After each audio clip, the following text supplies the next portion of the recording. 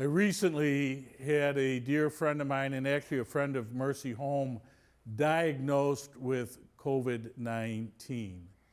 We all know what that means and how devastating this virus has been for all of us. Life has changed, the world is different because of the virus.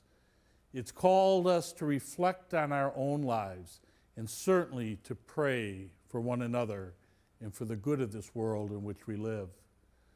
When he was diagnosed, he noticed that he had lost his smell and his taste, and he got a fever and got the chills.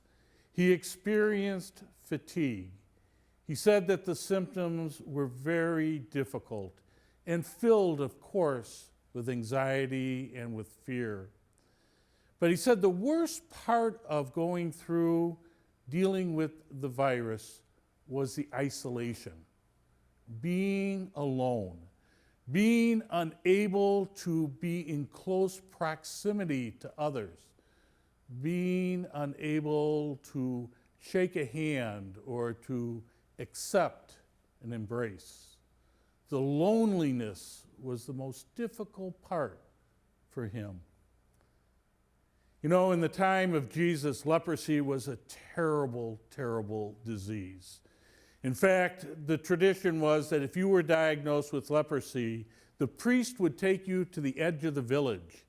He would pray over you, the prayer of the dead, and then you had to go off and live on your own or live in a leper colony.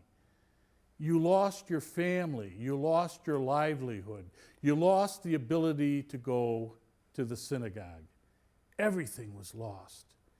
And here Jesus encounters a leper. And rather than avoiding or staying away, we're told that he actually touches the leper and brings healing into his life. Jesus actually gives the leper his life back, because with the cleansing and with the healing, the leper is able to go back to home, to family, to synagogue, and to work. Jesus restored his life with compassion and love. I mentioned we celebrate Valentine's Day today. We think of the heart.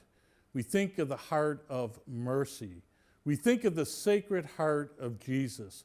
We think of the healing touch of Jesus, bringing hope to others.